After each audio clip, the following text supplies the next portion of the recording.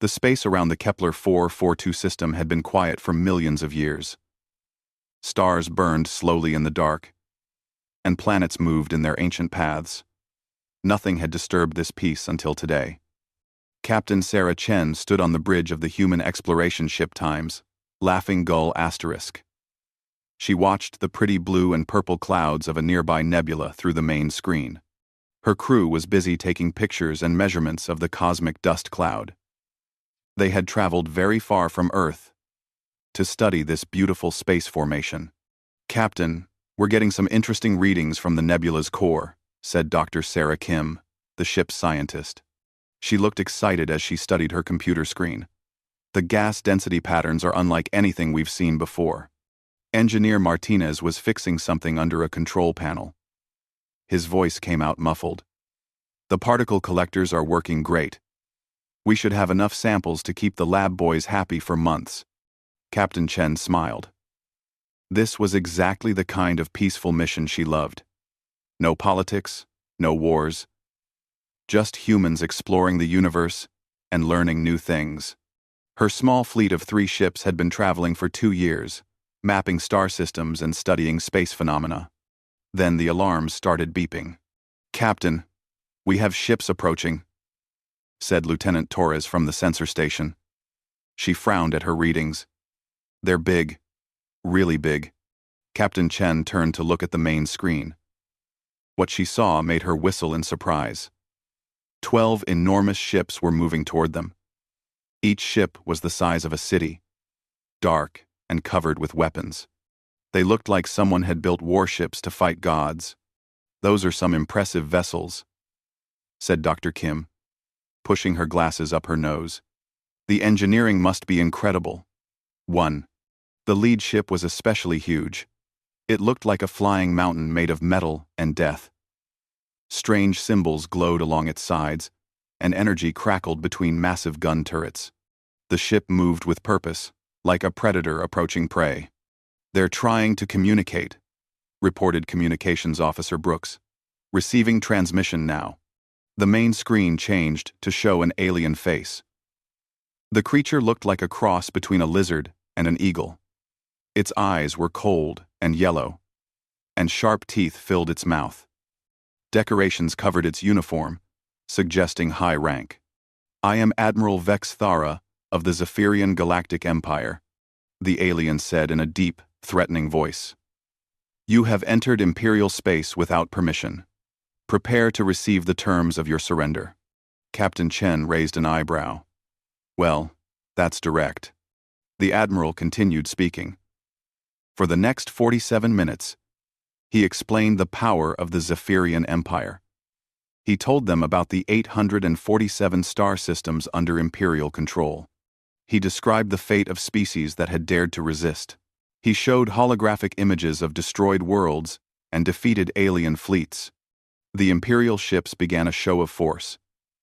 Massive weapons powered up with bright flashes of energy. The aliens fired demonstration shots at nearby asteroids, turning solid rock into glowing dust. Reality seemed to bend around their largest guns as they charged up. Captain Chen's crew watched all this with growing interest.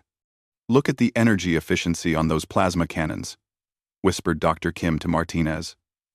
"The thermal regulation must be amazing. And check out their formation flying," added Lieutenant Torres. 12 ships that size moving in perfect coordination. Their navigation computers must be incredibly advanced. When Admiral Vex Thara finished his long speech, he leaned forward on the screen. His yellow eyes gleamed with confidence. "You will now surrender your ships and submit to Imperial authority. Any resistance will result in your immediate destruction. You have 60 seconds to comply." The bridge of the Times, Laughing Gull Times, fell silent. Captain Chen looked around at her crew.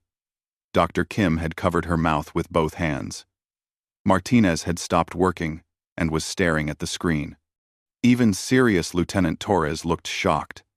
Then Engineer Martinez snorted. The sound was small at first, but it grew louder. Soon, he was laughing so hard, he had to hold onto the control panel. Did he just threaten us with cosmic obliteration? Martinez gasped between laughs. What is this? A Saturday morning cartoon from the kids' channel? Dr. Kim started giggling. And did you see those hologram effects?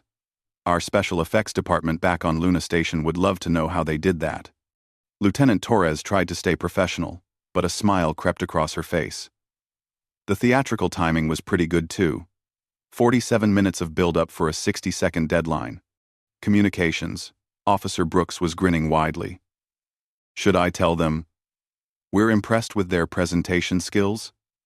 Captain? Captain Chen looked at the confused face of Admiral Vex's Thara on the screen. The alien's expression had changed from confident threat to complete bewilderment. His yellow eyes kept shifting between the laughing humans, as if he couldn't understand what he was seeing. Admiral Vex Thara, Captain Chen said, trying to keep her voice steady. Thank you for the warm welcome to your space. That was quite an impressive demonstration. Your ships are beautiful, and your weapon systems show remarkable engineering. The Admiral's mouth fell open. This was clearly not the response he had expected. Captain Chen continued. However, we're not here to cause trouble. We're just scientists studying that nebula over there. We're mapping its structure and collecting gas samples for research. If our presence bothers you, we can move to a different location. She paused and smiled at the screen. But if you don't mind us working here, you're welcome to stay and watch. Some of our scanning techniques might interest your science officers. Admiral Vex Thara stared at the humans for several seconds. In 3,000 years of Imperial expansion, no species had ever responded to their intimidation protocol with laughter and friendly conversation. His computer translators were having trouble with human phrases like Saturday morning cartoon and special effects department. The Admiral finally found his voice. You are not afraid? Captain Chen looked around at her still smiling crew. Afraid of what? You seem like reasonable people. A bit dramatic in your introductions. But that's okay. Every culture has its customs. The Imperial fleet hung in space. Weapons still powered but no longer seeming quite so threatening. Admiral Vex Thara closed his mouth and tried to think of what to do next. This had never happened before. Vex Thara's work. We can't. Admiral Vex Thara stared at the human ship on his main screen. His bridge crew exchanged confused looks. In 3,000 years of Imperial expansion, this had never happened. Species were supposed to tremble in fear when faced with Imperial might. They were supposed to beg for mercy or prepare to fight desperately for their lives. They were not supposed to laugh and offer to share their scientific research. Admiral, said his tactical officer. Perhaps they did not understand the translation? Their primitive brains might not comprehend the severity of our threat. The Admiral nodded slowly. Increase the display of force. Bring forward the planet killer cannons. The Imperial fleet shifted formation. 6 massive ships moved to the front, each one bristling with weapons that could crack worlds. The main guns of these vessels had destroyed entire civilizations. They powered up slowly, building energy that made space itself seem to vibrate. The humans watched with obvious fascination. Wow, said Dr. Kim over the open communication channel. Look at those energy readings, Martinez. The power output is incredible. Engineer Martinez pulled up his own screens. I'm getting some amazing data here. The way they focus that much energy without melting their own gun barrels is genius. We could really improve our mining equipment back home with this technology. Admiral Vex Thara fired a demonstration shot. A nearby asteroid the size of a small moon simply vanished in a flash of white light. Nothing remained but glowing particles that slowly drifted apart. Outstanding, exclaimed Captain Chen. The precision is remarkable. You completely vaporized the target without affecting surrounding space debris. Our demolition crews would love to learn that technique. The Admiral felt his confidence wavering.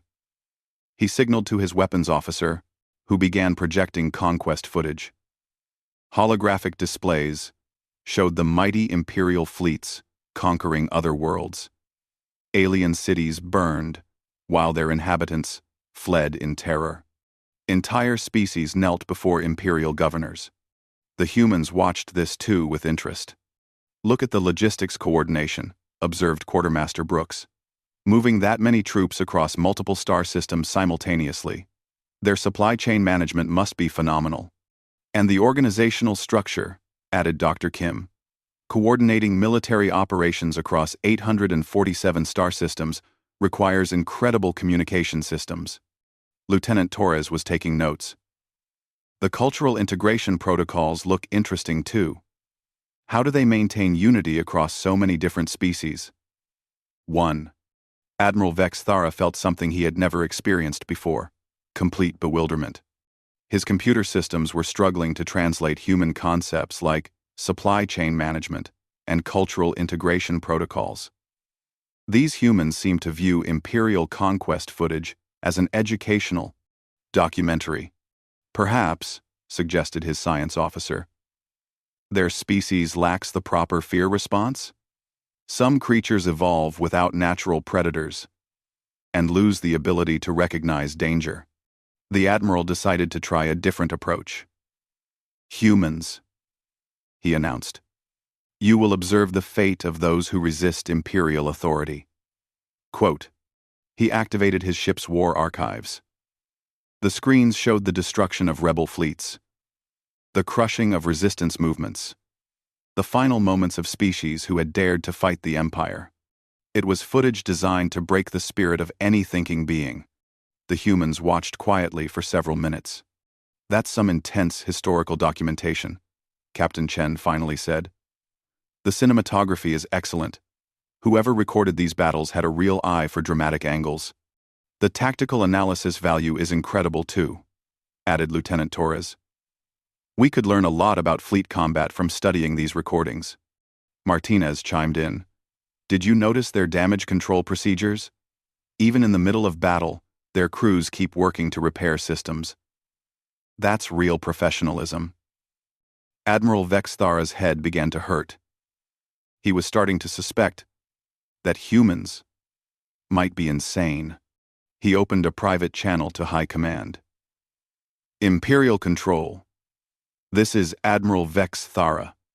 I am encountering an unusual situation with a species called humans." The voice of Grand Admiral Thex Morthal came through clearly. "Define unusual, Admiral." "They appear to be immune to fear, sir. Our standard intimidation protocols have no effect.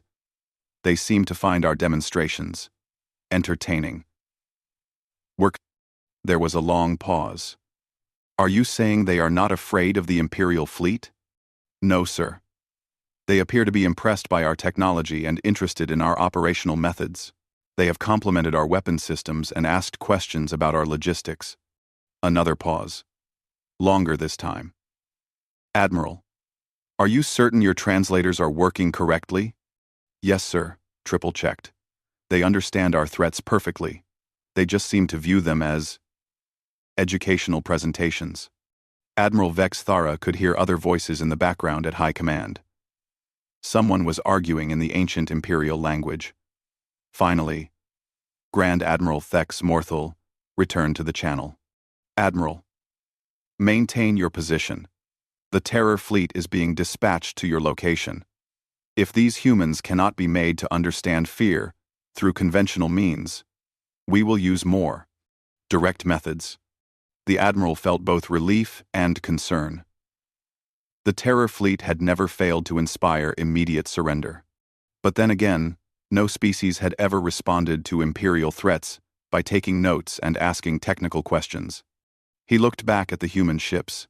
They were continuing their scientific work, scanning the nebula, as if 12 Imperial dreadnoughts were not pointing planet-destroying weapons at them. Occasionally, one of their ships would adjust position to get a better view of the gas clouds. "Captain Chen," the Admiral said, "do you understand that you are in mortal danger?" Captain Chen's friendly face appeared on screen again. "Danger? From what? You folks seem very professional. Your ships are impressive, your crew looks well trained, and you've been very patient with our questions." She paused, and looked thoughtful. Although, if you're worried about us being here, we really can move to a different location. We don't want to interfere with whatever military exercises you're conducting. Military exercises? The Admiral's voice cracked slightly. Well, sure. All this weapon charging and formation flying. Very impressive training maneuvers. Though I have to ask, is this a regular patrol route? Because if you're going to be conducting exercises here often, we should probably coordinate our research schedule to avoid getting in your way. Admiral Vex Thara stared at the human captain. Slowly, he began to understand that these creatures were not just fearless. They were completely, utterly, impossibly naive about their situation.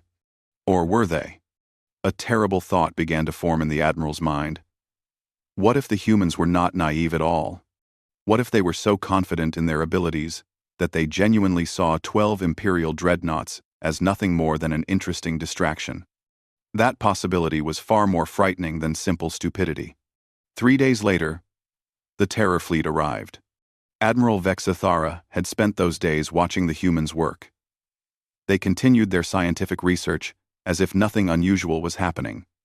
They scanned the nebula, collected samples, and occasionally sent friendly messages asking if the Imperial crews would like to see their latest discoveries. Dr. Kim had even offered to share her analysis of the nebula's mineral composition. The trace elements are fascinating, she had said. Your science officers might find this data useful for future surveys. Now, looking at the approaching Terror Fleet, Admiral Vex Thera almost felt sorry for the humans. Grand Admiral Vex Morthul commanded 12 ships that had never failed to inspire immediate surrender. These were not ordinary Imperial vessels. They were instruments of pure psychological warfare. The Terror Fleet moved through space like living nightmares. Their hulls were black as deep space, covered with designs that hurt to look at. Strange energy surrounded them, making reality itself seem unstable. As they approached, they released clouds of spores into space. The spores were the Empire's most effective bioweapon. They triggered primal fear responses in all known sentient species. Creatures that breathed these spores experienced overwhelming terror, seeing their worst nightmares made real. The spores reached the human ships first. Admiral Vex Thera waited for the screaming to begin. Every species responded the same way to the fear spores. First came the terror, then the begging, then the complete surrender. Instead, he heard laughter. Not just quiet chuckling, but loud, uncontrolled laughter echoing across all communication channels. "Oh, wow," gasped Dr. Kim between giggles. "What was in those particles? I feel amazing." Engineer Martinez was laughing so hard he could barely speak. It's like cosmic laughing gas. Boss, we need to get samples of this stuff. I haven't felt this good since my birthday party, added Lieutenant Torres, who was normally very serious. Admiral Vex Thara checked his sensors. The fear spores were definitely working. They were triggering chemical reactions in the human brains. But instead of producing terror, they were creating happiness. "How is this possible?" he whispered. His science officer ran quick tests. "Admiral, the spores are affecting their nervous systems as designed. But their brain chemistry is unusual. The compounds that create fear in other species seem to trigger pleasure responses in humans." The Terror Fleet moved closer. Grand Admiral Thex Morthul activated the reality warpers. These devices showed victims their worst nightmares, pulling fears from their minds and making them appear real. The space around the human ships filled with horrible images. The humans crowded around their viewing screens with excitement. "These are better than the virtual reality horror programs back on Luna Station," said Chief Petty Officer Jackson. "Hey, can you do the one with the tentacle monsters again?" "Well, we see ourself into the Loster. We have the support now. 270-21-200. We have the placed decide of Artie. We have the placed 40-20-22. The special effects are incredible," added Dr. Kim. taking detailed readings. How do you project solid-looking images in open space? The holographic technology alone must represent centuries of development. Tactical Officer Rivera started recording everything. We need to document this for the Xenopsychology department back home. This is fascinating cultural expression. Grand Admiral Thex Morthul himself appeared on the main communication screen. He was larger than Admiral Vex Thara, with more scars and darker eyes. His voice could make planets surrender with just a whisper. "Humans," he said, and space itself seemed to tremble with his words. "I am Grand Admiral Thex Morthul, destroyer of worlds, crusher of hope, bringer of final night. Your species has one chance to avoid complete annihilation. Surrender now, and your deaths will be quick." The human bridge fell quiet for a moment. Then Captain Chen clapped her hands together. What a wonderful theatrical performance. The voice projection alone is remarkable. Do you use some kind of subspace resonance to create that effect? The dramatic presentation is outstanding too, added Communications Officer Brooks. The lighting, the costume design, the script, very impressive. Grand Admiral Thex Morthul stared at them. In 5,000 years of warfare, no one had ever called his threats a theatrical performance. "You dare mock the Terror Fleet?" he roared. "Mock? Oh no." Captain Chen looked genuinely concerned. "We're not mocking anything. We're genuinely impressed. The coordination between your ships, the special effects, the dramatic timing. This is clearly a very sophisticated culture." She leaned forward with interest. "Are you performers by profession? Or is this a religious ceremony? We want to be respectful of your customs." The Grand Admiral felt something crack inside his mind. "We are warriors, conquerors. We have destroyed 1,000 worlds." "Well, that explains the high production values," Dr. Kim said helpfully. "All that experience would certainly improve your presentation skills." Engineer Martinez nodded agreement. "The pyrotechnics alone must have taken years to perfect. Very professional work." Grand Admiral Thex Morthul looked around his own bridge. His crew was staring at the humans with the same bewildered expression he felt on his face. These creatures were treating the Terror Fleet like a traveling entertainment show. "Admiral Vex Thara," the Grand Admiral said on a private channel, "what exactly have you told these humans about our purpose here?" "Nothing beyond standard conquest protocol, sir. They seem to interpret everything we do as either scientific demonstration or cultural performance." "Cultural performance?" "Yes, sir. They appear to believe our intimidation displays are artistic expressions. They have complimented our choreography and special effects." The Grand Admiral rubbed his temples. "Are they mentally defective?" "Unknown, sir. Their technology suggests high intelligence. They show advanced understanding of physics and engineering, but they seem completely unable to recognize hostile intent." Captain Chen's voice came over the open channel again. "Admiral Thex Morthul, we really appreciate the show, but we're on a tight research schedule. If you need us to move our ships so you can continue your performance, just let us know." She paused thoughtfully. "Although, if you have a few minutes, our engineer has some questions about your power generation systems. Martinez has been studying your energy signatures, and he's very curious about the efficiency ratings." Grand Admiral Thex Morthul felt his reputation crumbling around him. The Terror Fleet had never failed. They had broken the will of entire civilizations. And now they were being treated like a circus act by 3 small human ships. "Sir," his tactical officer whispered, "perhaps we should try actual combat. If they cannot be frightened, they can still be destroyed." The Grand Admiral nodded slowly. Fear tactics had failed completely, but the Empire had not conquered 847 star systems through intimidation alone. They had done it through superior firepower. "All ships," he commanded, "prepare for battle. Target the human vessels. If they cannot be made to surrender, they will be destroyed." For the first time since the encounter began, his weapons officer smiled. Finally, sir. Standard combat protocols. As the Terror fleet powered up their real weapons, Admiral Vex Thera felt a moment of regret. The humans had been genuinely friendly. It seemed almost unfair to destroy them just because they were too naive to be properly afraid. But orders were orders, and the Empire's reputation had to be maintained. The Terror fleet's weapons charged with deadly purpose. Unlike the demonstration shots from before, these were meant to kill. Energy readings climbed to levels that could crack moons. The reality-warping cannons prepared to tear holes in space itself. Grand Admiral Thex Morthal felt satisfaction as his targeting systems locked onto the human vessels.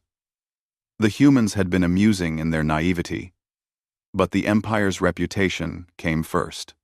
No species could be allowed to mock Imperial authority, even by accident. "All ships, fire on my command," he announced. The first energy beam lanced out toward the human exploration ship Time's Laughing Gull Asterisk. It was a precise shot, calculated to destroy the vessel in a single blast. The beam struck something and stopped. Grand Admiral Thex Morthal stared at his screen in confusion. The human ship was still there, completely undamaged. But now it was surrounded by a shimmering barrier of energy that pulsed with beautiful colors. "What is that?" he demanded. His science officer ran quick scans. "Sir, they appear to have defensive shields. But the energy signature is unusual.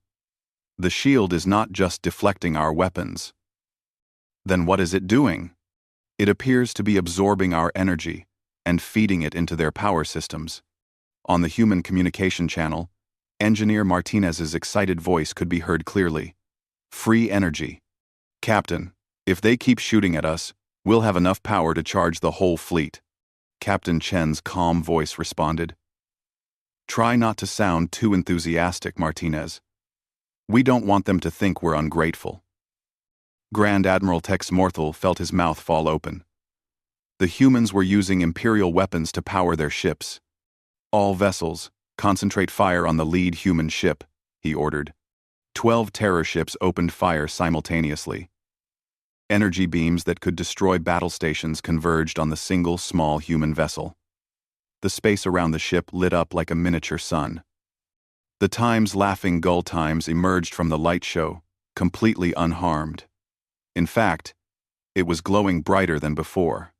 "Thanks for the power boost," Captain Chen said cheerfully. "Our energy reserves are now at 847% of normal capacity." The human ships suddenly changed. What had appeared to be simple exploration vessels began to transform. Hidden armor plates slid into place. Concealed weapon systems emerged from what had looked like scientific equipment. The ships that had seemed small and harmless now revealed themselves as something else entirely. "Military vessels," whispered Admiral Vex Thera. They were military vessels disguised as science ships. But even that realization could not prepare the Imperial forces for what happened next. The human ships did not grow larger or more impressive. They remained small compared to the massive Imperial dreadnoughts. Instead, they did something the Zephyrians had never encountered. They became fast. Impossibly, incredibly fast. The Time's Laughing Gull Times suddenly darted sideways, moving like a hummingbird around the lumbering Imperial ships. Where the Terror Fleet vessels were mighty and massive, designed to inspire awe through sheer size, the human ships moved with precision and speed that hurt to watch. "Target the humans," Grand Admiral Thex Morthal ordered. His gunners tried to track the human vessels, but it was like trying to hit flies with hammers. The humans were everywhere and nowhere, dancing between the massive Imperial ships with casual ease. Then the real surprise began. From the human ships came not massive energy beams or reality-warping weapons, but thousands of tiny objects. They looked almost like insects swarming through space, each one no bigger than a person. "What are those?" demanded the Grand Admiral. His tactical officer's voice cracked slightly. "Sir, they appear to be mining drones. Civilian equipment designed for asteroid harvesting." Mining drones? Yes, sir. But they've been weaponized somehow. The tiny drones swarmed over the Imperial ships like angry bees. Instead of trying to destroy the massive vessels, they began systematically dismantling non-essential systems. Communications arrays went dead. Sensor equipment was carefully removed. External weapon systems were disconnected with surgical precision. The drones did not attack vital systems like life support or main engines. They were disabling the Imperial fleet without killing anyone. "Sir," reported his engineering officer, "they're taking our ships apart. But they're doing it carefully. They're not trying to hurt us. They're just shutting us down." Grand Admiral Thex Morthal watched in horror as his mighty terror fleet was systematically disabled by what appeared to be glorified construction equipment. The drones worked with impossible efficiency, clearly understanding Zephyrian ship design better than many Zephyrian engineers. "How do they know our technical specifications?" he asked. "Sir," his science officer said quietly, "they've been scanning our ships for the past 3 days. While we were trying to intimidate them, they've mapped every system, analyzed every component." Captain Chen's voice came over the communication channel. "Sorry about the inconvenience, Admiral. We're just disabling your weapon system so everyone stays safe. Your life support and engines are completely untouched." Engineer Martinez added, "Hey, we noticed some efficiency problems in your power distribution networks while we were working. Want us to fix those too? It'll only take a few minutes." The Grand Admiral realized that his fleet of terror was being offered technical support by the same people who were defeating them. "This is impossible," he whispered. "We are the Terror Fleet. We have conquered civilizations. How are we being defeated by mining equipment?" Admiral Vex Thara's voice came through on a private channel. "Sir, I don't think they're trying to defeat us." "What do you mean?" "Watch their tactics, sir. They could have destroyed our ships easily with the power they're showing. But they're being careful not to hurt anyone. They're treating this like a technical problem to solve." As if to prove his point, one of the human drones carefully welded shut a hull breach it had accidentally created while removing a sensor array. Captain Chen opened a channel to the entire Imperial fleet. "Attention, Zephyrian vessels. We've temporarily disabled your weapon systems to prevent any accidents. If this is some kind of misunderstanding, we're happy to discuss it. We really don't want any trouble." She paused, and her tone became genuinely concerned. "Are you folks okay? Your ships are amazing, but some of your systems seem inefficient. We've got some ideas that might help if you're interested." Grand Admiral Tex Morthal stared at the human captain. His fleet was defeated, but the humans were offering to help him improve his ships. For the first time in 5,000 years of military service, he had absolutely no idea what to do next. Grand Admiral Thex Morthal sat in his command chair, staring at screens that showed his mighty terror fleet floating helplessly in space. 12 dreadnoughts that had conquered worlds were now drifting with their weapons disabled by human mining drones. The worst part was that the humans kept asking if they could help. "Admiral Thex Morthal." Captain Chen's voice came through the communications system. "We've finished with the temporary shutdown of your weapon systems. Is everyone okay over there? We detected some crew members with elevated stress levels." Engineer Martinez added, "Also, we noticed your ship's quantum disruptors are really impressive, but the power efficiency could be better. Mind if I take a look at the technical specifications?" The Grand Admiral rubbed his temples. "How are they doing this?" His science officer looked up from her readings. "Sir, I've been studying their technology during the engagement. It's not more advanced than ours. In fact, some of their equipment appears quite basic. Then how did they defeat us?" "They didn't try to overpower our systems, sir. They studied them, understood them, and then used our own technology against us. But improved." Admiral Vexus Thara's ship moved closer. "Grand Admiral, I'm receiving detailed technical analysis from the humans. They've mapped our entire fleet's capabilities and found 17 ways to improve our power systems. They're sharing military intelligence with us?" "It appears so, sir. They seem to think we're all friends now. Grand Admiral Thex Morthal felt his worldview cracking. The Terror Fleet was supposed to inspire immediate surrender through overwhelming force. Instead, they had been defeated by creatures who treated warfare like an engineering puzzle and now wanted to help optimize their conqueror's equipment. "Sir," his communications officer said nervously, "the humans are requesting permission to board your ship." "What? Why?" Engineer Martinez says he has ideas for improving our quantum disruptor efficiency by 300%. He wants to show you directly. 8. End quote. Before the Grand Admiral could respond, a small human shuttle was already docking with his ship. Apparently, they had decided that his silence meant permission granted. Minutes later, Engineer Martinez walked onto the bridge of the Terror Fleet's flagship.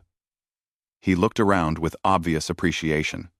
"Wow," he said, whistling softly. "This is beautiful work. The engineering must have taken centuries to perfect." He walked up to the quantum disruptor control station and started examining the systems. "Oh, I see the problem. Your power coupling is linear when it should be exponential. Mind if I make a small adjustment?" The Grand Admiral watched in stunned silence as the human engineer began modifying the Terror Fleet's most powerful weapon. Martinez worked quickly, humming a cheerful tune as he rewired systems that had taken the Empire's best scientists decades to design. "There," Martinez said, stepping back. "Try firing it now." Against his better judgment, the Grand Admiral ordered a test firing. The quantum disruptor charged up faster than ever before, using half the power it normally required, and fired a beam 3 times stronger than anything the weapon had ever produced. "Perfect," Martinez beamed. "The exponential power coupling makes all the difference. You could probably run 4 of these weapons on the power you were using for one." He looked around the bridge with interest. "What other systems would you like me to look at?" The Grand Admiral found his voice. "You just improved our most powerful weapon. Why would you help us become more dangerous?" Martinez looked confused. "Why wouldn't I? Good engineering is good engineering. Besides, you folks seem nice enough. A bit dramatic in your introductions, maybe, but your technical knowledge is impressive. We tried to destroy your ships. Well, yeah, but that seemed like a misunderstanding." Captain Chen's voice came through the communications system. "Martinez, are you causing trouble over there?" "No trouble, boss. Just helping our new friends optimize their systems. You should see these quantum disruptors. With a few modifications, they could revolutionize space mining operations." "New friends?" The Grand Admiral felt dizzy. "Sure," Martinez said cheerfully. "Anyone with engineering this good has got to be good people. Different introduction style than we're used to. But every culture has its customs." Admiral Vex Ithara contacted the Grand Admiral on a private channel. "Sir, my science officer has been analyzing the tactical situation. We need to discuss this privately." Reported 13313 ATC. Minutes later, the two admirals met in Vex Thara's ready room. "Grand Admiral," Vex Thara said quietly, "we have a problem. These humans are more dangerous than we realized. Obviously. They defeated the Terror Fleet with mining equipment." "No, sir, that's not the problem. The problem is that they don't seem to realize they defeated us." Thex Morthal stared at him. "What do you mean?" "They genuinely believe this was all a misunderstanding. They think we're friends now. They're sharing their technology improvements with us freely.